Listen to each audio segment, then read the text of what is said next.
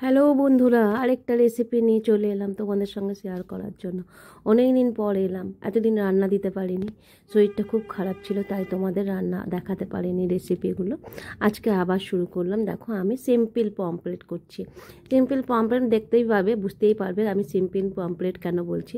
দুটো পমফ্রেট মাছ ছিল ঘরে, আমরা কী করব, দুজন তো মানুষ আছে, তো দেখা পমফ্রেটটা এরকম করে নিই। আর নাম দিলাম সিম্পল পমফ্রেট, কারণ একদম সাধারণ, ফটাফট হয়ে যাবে। ফ্রাই প্যানে আমি তেল দিয়ে দেখো পমফ্রেট মাছটা ভাজতে শুরু করে দিয়েছি। এবার এটা একটু লাল লাল করে ভাজবো। ভেজে এখানে পেঁয়াজ রসুন বাটা দেবো। হ্যাঁ, পেঁয়াজ রসুন বাটবো, মানে পুরোপুরি বাটবো না, আধ বাটা দেবো। তার সঙ্গে কাঁচা লঙ্কাও বাটবো। দেখো, বলতে বলতে এখানে পেঁয়াজ রসুন আর কাঁচা লঙ্কা বাটা দিয়ে দিলাম, স্বাদ মতো নুন দিয়ে দিলাম, আর একটু হলুদ দিয়ে দিলাম। ব্যাস, আর কিছু পড়বে না এটার মধ্যে। এটাই বলেছি সিম্পল পমফ্রেট। আর একটু চিনি দিই, চিনি তো দিতেই হবে, চিনি না দিলে স্বাদ বাড়ে না। আর একটু টমেটো দেবো এখানে, টমেটো দিলে একটু বেশ ভালো লাগবে মাছটা। তাহলে এখানে পড়লো পেঁয়াজ রসুন কাঁচা লঙ্কা বাটা, টমেটো, হলুদ, নুন, ব্যাস। তারপর দেখো, বলতে বলতে টমেটোটা দিয়ে দিলাম। এবার একটু টমেটোটা যাতে সিদ্ধ হয়, একটু টাইম লাগবে টমেটোটা সিদ্ধ হতে, ব্যাস তাহলেই হয়ে গেল।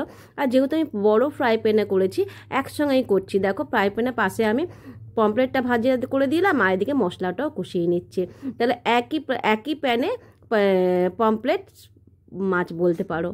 তো দেখো, আমি এখানে টমেটোটা গলে গেছে। এবার নাড়িয়ে চাড়িয়ে পমফ্রেটের সঙ্গে মাছের সঙ্গে লাগিয়ে দেবো মশলাটা। ব্যাস, তাহলেই আমার রান্নাটা কমপ্লিট হয়ে যাবে। বন্ধুরা, আমার এই রান্নাটা যদি ভালো লাগে, আমার চ্যানেলটাকে অবশ্যই সাবস্ক্রাইব করে দেবে। আর তোমরা ভালো থেকো, লাইক কমেন্ট করতে ভুলো না। আর অবশ্যই এরকমভাবে করে খাবে, তো খুব তাড়াতাড়ি হয়ে যায়, চটজলদি। যদি পমফ্রেট মাছ ঘরে থাকে, তাহলে হয়তো কেউ এলো, ফট করে এরকম করে দিতে পারো, খুবই তাড়াতাড়ি হয়, একদম সিম্পলভাবে।